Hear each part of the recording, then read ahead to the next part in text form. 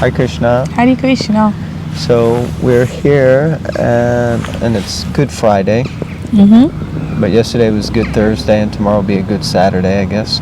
But according to the Christian calendar, it's Good Friday. Yes, the Lord is risen. We're out. Well, no, that isn't on Good Friday. Oh, what's so good about it? Well, anyway, Easter Sunday is yes. coming. So yes. This is when they crucified him. I think so. So I'm not sure exactly what's okay. If you know, tell us in the comments. Yeah. Because the things I was taught in school was like 70 years ago, so I can't remember. 70. She's 70 years old. It feels like that. Okay. Something fall off you? Yeah, my scarf. Otherwise, I would have jumped 10 feet. Okay. All right, anyway. Yeah, good Lord. It's Good Friday, and we're outside of Aldenham Church. It's a beautiful sunny day. They're calling for a little bit of our first heat wave of the year this weekend, so we'll be at a Easter retreat. So anyway, but we're here to read the Bhagavatam. So Canto 4, Chapter 1, Text 16. Om Namo Bhagavate Vasudevaya. Om Namo Bhagavate Vasudevaya. Om Namo Bhagavate Vasudevaya. We're just chanting Sanskrit words outside the church. It's very busy in the church. We're calling out to the Lord. All right, text 16. After hearing this, Vidura inquired from Maitreya, "My dear master, how is it that the three deities Brahma, Vishnu and Shiva, who are the creator, maintainer and destroyer of the whole creation, became the offspring of the wife of Atri Muni?" Purport. The inquisitiveness of Vidura was quite fitting, for he understood that when the Super Soul, Lord Brahma and Lord Shiva, all appeared through the persons of Anasuya, the wife of Atri Muni, there must have been some great purpose. Otherwise, why should they have appeared in such a way? So here we're going to find out why Anasuya gave birth, as it were, to Brahma, Vishnu and Shiva. Okay, text 17. Oh, I think that was, I don't know if that was visible. We have to check later. But we want to give a shout out to Sumana and to her husband Ramesh Prabhu, Sumana Mataji and Ramesh Prabhu down in Bournemouth, who have become recent watchers of Bhagavatam Bites. Somehow got inspired, and because of that, supposedly because of that, we don't know, it's because of the mercy of the Lord, of course, but recently on a trip to Bhaktivedanta Manor for Ram Navami festival last Sunday, they actually received a set of Srimad Bhagavatams with great enthusiasm and with blessings from Swami Bhagavan Keshav Maharaj. Haribo. I'll put a picture of them so you can see them, and you can also see yourselves, so we can make sure we know who we're talking about. So we're really happy to know. Hopefully you're watching this one. Yeah, I hope so. 'Cause every time we do shout outs, and we never hear from people again. So Haribo, Sumana and Ramesh. Hare Krishna. Down in Bournemouth. Okay, so text number 17. Maitreya said, when Lord Brahma ordered Atri Muni to create generations after marrying Anasuya, Atri Muni and his wife went to perform severe austerities in the valley of the mountain known as Riksha. 18. In that mountain valley flows a river named Nirvindya. On the bank of the river are many Ashoka trees and other plants full of Palasha flowers, and there is always the sweet sound of water flowing from a waterfall. The husband and wife reached that beautiful place. Text 19. There, the great sage concentrated his mind by the yogic breathing exercises, and thereby controlling all attachment. He remained standing on one leg only, eating nothing but air, and stood there on one leg for 100 years. I mean, standing on one leg for 100 minutes or even 100 seconds for some people would be different what to speak of for 100 years. Okay. Text 20. He was thinking, may the Lord of the universe, of whom I have taken shelter, kindly be pleased to offer me a son exactly like him. Purport. It appears the great sage Atri Muni had no specific idea of the Supreme Personality of Godhead. Of course, he must have been conversant with the Vedic information that there is a Supreme Personality of Godhead, who is the creator of the universe, from whom everything emanated, who maintains this created manifestation, and in whom the entire manifestation is conserved after dissolution. Yato va imani bhutani Taittiriya Upanishad 3.1.1. The Vedic mantras give us information of the Supreme Personality of Godhead. So Atri Muni concentrated his mind upon that Supreme Personality of Godhead, even without knowing his name, just to beg from him a child exactly on his level. This kind of devotional service in which knowledge of God's name is lacking is also described in Bhagavad Gita, where the Lord says that 4 kinds of men with backgrounds of pious activities come to him asking for what they need. Atri Muni wanted a son exactly like the Lord, and therefore he is not supposed to have been a pure devotee, because he had a desire to be fulfilled, and that desire was material. Okay, interesting. Although he wanted a son exactly like the Supreme Personality of Godhead, this desire was material because he did not want the personality of Godhead himself. Okay, so that makes things a little more clear. Thank you, Prabhupada. Yes, but only a child exactly like him. If he had desired the Supreme Personality of Godhead as his child, he would have been completely free of material desires, because he would have wanted the Supreme Absolute Truth. But because he wanted a similar child, his desire was material. Thus, Atri Muni cannot be counted among the pure devotees. Sound like you have a thought or something? Well, it makes it clear more, doesn't it? Because as we've been discussing, it's a little controversial to take your grandchild from your daughter.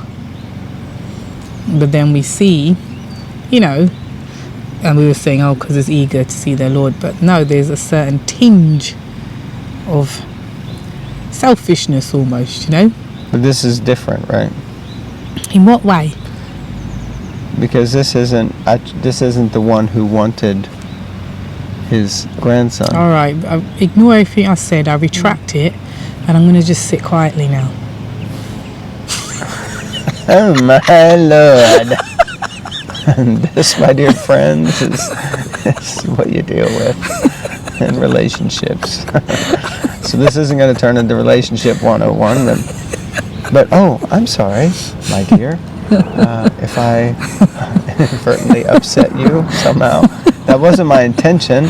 I just thought it was important for the viewers to get the proper Siddhanta and not your speculation.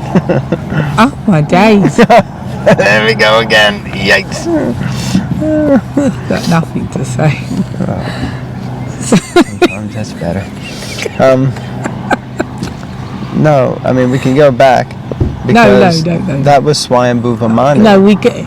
Yeah, and he wanted the... It's just a lot of Munis, that's why. It's a lot of Munis, yeah. It's Muniville. Okay. So, in actual fact, your point is good. Your point Point. Well, part of your point is good. Because that does make a clear distinction between the two, and you were calling that into effect. But actually, this this devotee, Atri Muni, he is, like it says, kindly be pleased to offer me a son exactly like you. Mm-hmm. Now, it's a subtle distinction, though. If I ask, if I say, my dear Lord, please give me, someone exactly like you, or I say, please, you come personally. And now, let's break that down. If I, it seems almost a little arrogant to ask for the Lord himself to come. It seems a little more humble if you request, give me someone like you, my Lord, because, of course, I don't want to disturb you. I don't want you to come personally. But I guess those who are on the pure devotional platform are not afraid to ask the Lord directly to manifest, in my family and appear as my son. Yeah, because that if the Lord comes himself, it's going to be purifying for you and everyone else. And then, as opposed to, I just want a really good looking family that are like qualified, that are talented, that are intelligent, but so I can enjoy through that, if that makes sense. So there's a difference between I want my son to become a devotee, a brahmachari, and that, as opposed to I want my son to be kind of religious, pious, but you better get your doctorate and you better therefore marry someone within our caste and better give me a lot of grandsons and Hare Krishna. Okay. Someone had their Cheerios today. Okay, so shall we read the text 21? Alright. While Atri Muni was engaged in these severe austerities, a blazing fire came out of his head. Oh, there you go. By virtue of his breathing exercise, and that fire was seen by the three principal deities of the three worlds. I think it's safe to say he was hot-headed. Fired up. Alright. Well, either way, hot-headed, fired up. Purport. According to Srila Jiva Goswami, the fire of pranayama is mental satisfaction. That fire was perceived by the Supersoul Vishnu, and thereby Lord Brahma and Shiva also perceived it. Atri Muni, by his breathing exercise, concentrated on the Supersoul, or the Lord of the Universe. As confirmed in Bhagavad Gita, the Lord of the Universe is Vasudeva Savam Iti, and by the direction of Vasudeva, Lord Brahma and Lord Shiva work. Therefore, on the direction of Vasudeva, both Lord Brahma and Lord Shiva perceived the severe penance adopted by Atri Muni, and thus they were pleased to come down, as stated in the next verse. So they're seeing these severe austerities of standing, on one leg for 100 years, eating nothing but air. That's just eating nothing. It's not even eating, it's nothing but air. Yeah. All to have, there's a runner. All to have, there's a daffodil. Yeah, all to have these three personalities be noticed by them. Well, I like what Jiva Goswami explains here, that the fire may not necessarily be like flames shooting out of his head. The fire is the fire of mental satisfaction. So it's like that. Sometimes when they say someone has an effulgence, which is this dazzling white light, or their aura. So it seems to me that maybe what they're experiencing, and also it's explained that it was the super soul within the heart that perceived that, and therefore because the super soul perceived it, it was transmitted to the heart of Brahma and Shiva. Yes? Mm-hmm. So the point is that what we read in the actual translation and what the acharyas understand and how they explain it, it can be quite different levels of perception. So we might think, yes, they're in the heavens and flames are shooting out of his head, and therefore, But actually, it seems like what happened is he was experiencing such a high level of satisfaction from pranayam, from being centered and focused and, just living off air, that extreme contentment, attracted Super Soul, and Super Soul told Brahma and Shiva, and then they, manifested or understood or whatever, like that. How's that sound? It sounds perfect. Okay, good answer. 2022, we'll finish with this one. At that time, the three deities approached the hermitage of Atri Muni, accompanied by the denizens of the heavenly planets, such as the celestial beauties, the Gandharvas, the Siddhas, the Vidyadharas, and the Nagas. Thus they entered the ashram of the great sage, who had become famous by his austerities. Purport. It is advised in the Vedic literatures that one should take shelter of the Supreme Personality of Godhead, who is the Lord of the universe, and the Master of creation, maintenance, and dissolution.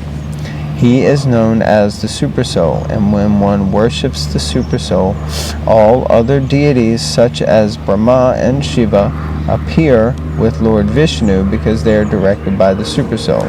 Just need to read that last part again. He is known as the Super Soul, and when one worships the Super Soul, all other deities such as Brahma and Shiva appear with Lord Vishnu because they are directed by the Super Soul. Yeah, so basically it seems like it's more or less what I was just saying. Correct? Okay. Alrighty, so I guess we'll finish there. Yeah. And it's very nice to be outside. Yeah. Nice weather again, and yeah. Well, it's not exactly nice, but it's not.